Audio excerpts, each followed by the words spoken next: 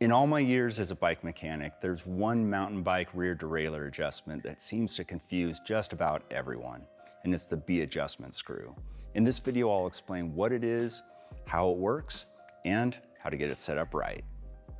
On modern derailleurs, the B screw adjusts the fixed rotational position of the derailleur relative to the hanger it's attached to, and hence the distance between the upper pulley of the derailleur and the cassette. The reason this adjustment is super important is because it affects shift speed and shift quality. A proper setup also extends the lifespan of chains and cassettes and reduces the likelihood of broken chains and damaged teeth on your cogs. Both SRAM and Shimano understand how confusing this adjustment is to people, and they've taken steps to simplify things. Shimano's solution is actually remarkably simple and refreshingly easy, even if you're not mechanically inclined.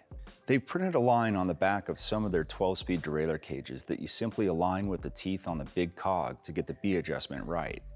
Shift the derailleur into the largest cog, and then just turn the B screw until they line up, and you're done.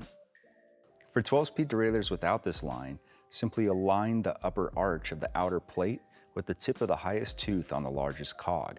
For SRAM derailleurs, the company has made a number of plastic jigs to use for lining everything up. There are even some aftermarket ones as well. But a lot of people don't have them and don't know how to use them correctly. If you're in this camp, you're not alone. I find them confusing as well. The good news is you don't need any of them at all. You can actually use a similar adjustment process as the Shimano one to get your chain gap dialed in. Shift the rear derailleur into the second largest cog and then move over to the non-drive side of the bike to check the gap. What you're looking for is a 3mm gap between the teeth on the upper pulley and the large cog. Conveniently, the Allen wrench you're using to turn the B screw just happens to be 3mm thick, so it works as a perfect gauge. If it fits in without rattling up and down, you're on the money. Unfortunately, there is a catch. If you have a full suspension bike, SRAM says that this adjustment needs to be done with the suspension at its sag point. This is because virtually all suspension designs have some degree of what's called chain growth as they move through their travel. Chain growth moves the upper pulley downward relative to the cassette, thereby increasing the chain gap and throwing off your adjustment. If you don't set the chain gap at sag, your shifting will be slower than it should be, and your drivetrain will wear out a little bit faster.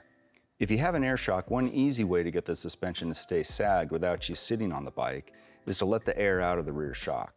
The air trapped in the negative spring compresses the shock automatically. Just be sure to stop letting air out once the shock compresses to its sag point. To figure out the sag point, there's a link in the description below to our other video on that topic. The downside of using this air shock trick to keep your suspension sagged is you're about to get a serious arm workout when pumping the shock back up to its operating pressure. My solution to the rear derailleur sag adjustment problem is to just reduce the chain gap to 1.5mm with the suspension at top out to compensate for the chain growth. You can use a 1.5mm Allen wrench to gauge the gap. If you set the chain gap this way, it won't shift optimally in the stand. You'll have to do a test ride to evaluate your work. But the good news is, you now have the perfect excuse to go for a ride.